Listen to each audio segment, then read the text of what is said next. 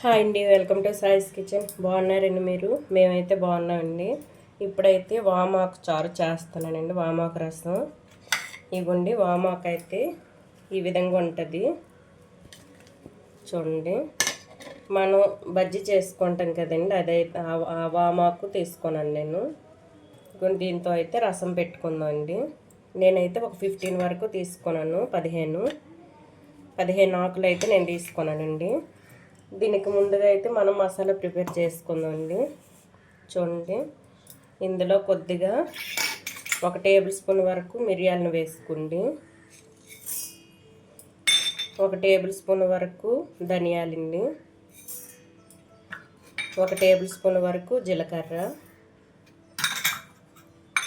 ఇందులోని కొద్దిగా వెల్లుల్లి రెబ్బలండి, ఒక 10 వరకు తీసుకున్నాను. వెల్లుల్లి రెబ్బలు తొక్క తీయకుండా వేసుకోవచ్చండి. ఇవైతే వేసుకుందాం ఇందులో. చూడండి, ఇవైతే మనం మిక్సీ పట్టుకుందాం అండి. ఇవి కచ్చపచ్చగా మిక్సీ పట్టుకోవాలి, దంచుకున్నా పర్వాలేదండి. ఇదైతే నేను మిక్సీ పట్టి చూపిస్తాను ఇప్పుడు. కచ్చపచ్చగా మిక్సీ పట్టి చూపిస్తానండి ఇప్పుడు. చూడండి, ఈ విధంగా అయితే కచ్చపచ్చగా మనం అయితే మిక్సీ పట్టుకోవాలండి. ఇవ్వండి, ఈ విధంగా ఉండాలి. ఇది మూత తెరిసేసరికి మంచి స్మెల్ వస్తుందండి. ఈ విధంగా చేసుకోండి మసాలా అయితే. చూడండి, ఇదైతే ఒక పక్కన పెట్టేసుకుందాం. పక్కన పెట్టుకొని ఇవ్వండి, ఒక నిమ్మకాయ సైజ్ అంతా చింతపండుని తీసుకుందాం అండి.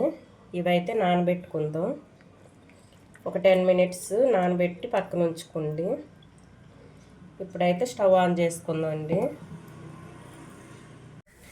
ఇదిగోండి, స్టవ్ ఆన్ చేసుకొని ఒక ప్యాన్ పెట్టుకున్నానండి స్టవ్ పైన. ఇందులో అయితే ఒక 1/2 టేబుల్ స్పూన్ వరకు మెంతులు వేసుకున్నాను, ఒక 1/2 టేబుల్ స్పూన్ వరకు ఆవాలు వేసుకోండి, ఒక 1/2 టేబుల్ స్పూన్ వరకు జీలకర్ర వేసుకోండి. ఇందులోనే కొద్దిగా మినప్పప్పు అండి, కొద్దిగా మినప్పప్పు, కొద్దిగా శనగపప్పు అండి. ఇందులోని కొంచెం కరివేపాకు, కొద్దిగా కరివేపాకు వేసుకోండి.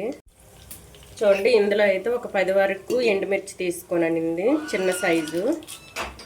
ఇవైతే వేసుకుందాం. ఇవి కొంచెం వేగిన తర్వాత చూడండి, ఇప్పుడైతే కొంచెం ఇందులో హింగు వేసుకోండి, కొద్దిగా ఒక 1/2 టేబుల్ స్పూన్ వరకు హింగు వేసుకోండి.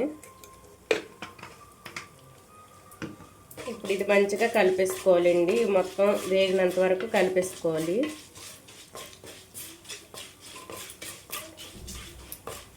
చూడండి, ఇందులో ఒక 3 లాగా వెల్లుల్లి రెబ్బలండి వేసుకుందాం, కచ్చపచ్చగా దంచుకొని. ఆల్రెడీ మనం గ్రైండ్ చేసుకున్న దీంట్లో వేసుకున్నాం కదండి, అందుకు ఒక 3 వరకు వేసుకున్నాను. ఇందులోని కొద్దిగా పసుపు అండి, కొద్దిగా పసుపు వేసుకోండి, రసంకి సరిపడా పసుపు వేసుకోండి. ఇప్పుడు ఇది కొంచెం వేగిన తర్వాత మనం రెడీ చేసుకున్న మసాలాను కూడా ఇందులో వేసుకుందాం అండి. చూడండి, ఇదైతే కొంచెం వేగింది కదా. ఇప్పుడు మనం ఇవ్వండి రెడీ చేసి పెట్టుకున్న మసాలాను ఇందులో వేసుకుందాం. ఈ మొత్తం కూడా మసాలాను వేసుకోండి ఇందులో.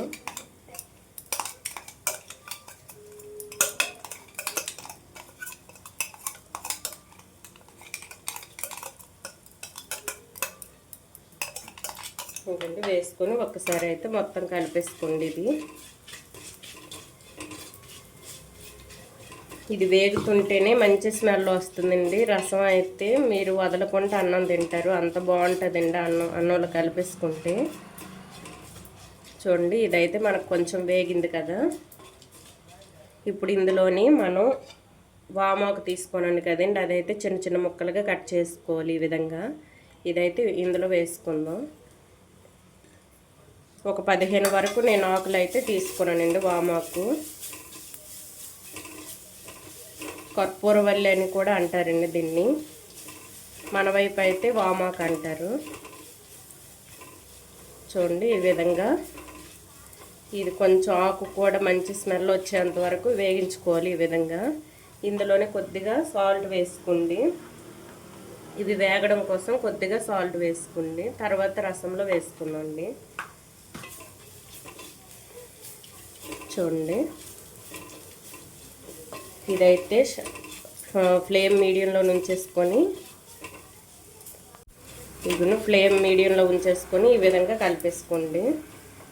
ఇది కొంచెం ఫ్రై అయిన తర్వాత మనం చింతపండు రసం నానబెట్టుకున్నాను కదండి, ఇదైతే రసం తీసి ఉంచాను చూడండి. ఇదైతే వేసుకుందామండి ఇప్పుడు. చూడండి, ఇదైతే మనకి కొంచెం ఫ్రై అయింది. ఇందులోని ఈ రసాన్ని అయితే మంచిగా వడకట్టుకొని వేసుకుందాం.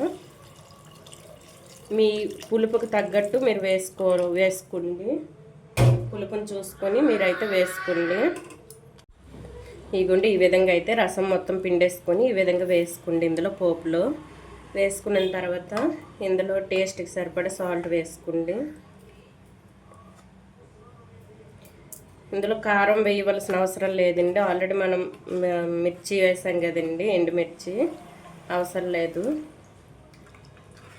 ఇది మొత్తం కలిపేసుకొని ఇది బాగా మరిగించుకోవాలండి రసాన్ని అయితే. ఈ కారం అయితే మనకు సరిపోద్దండి, ఎండుమిర్చి వేసుకున్నాం కదా, ఇదైతే మనకు సరిపోద్ది. ఇప్పుడు సాల్ట్ వేసుకున్నాం కదా, పసుపు కూడా మనం ముందు పోపులో వేసుకున్నాం కాబట్టి పసుపు కూడా మనకు వేయవలసిన అవసరం లేదండి. ఇదిగోండి, ఇది మొత్తం మరిగిన తర్వాత చూపిస్తానండి మీకు.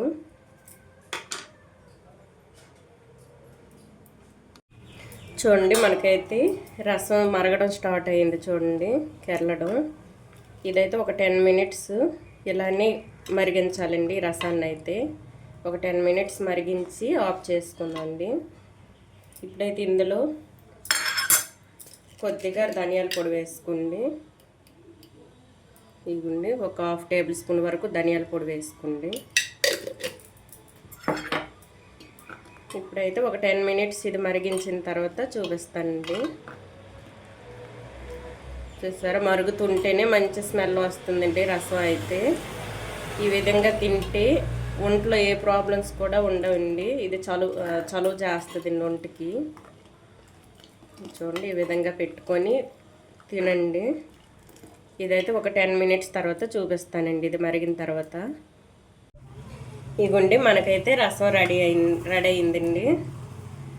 చూడండి, ఈ వామాకు రసం రెడీ అండి.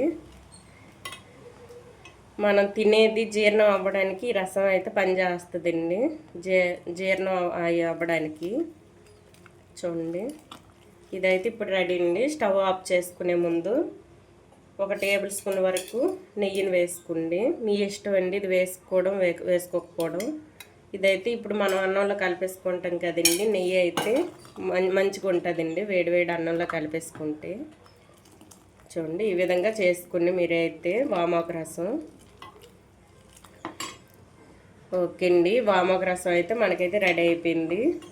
ఈ వామాకు రసం కనుక మీకు నచ్చినట్లయితే అండి లైక్ చేయండి, షేర్ చేయండి, నా ఛానల్ను సబ్స్క్రైబ్ చేసుకోండి.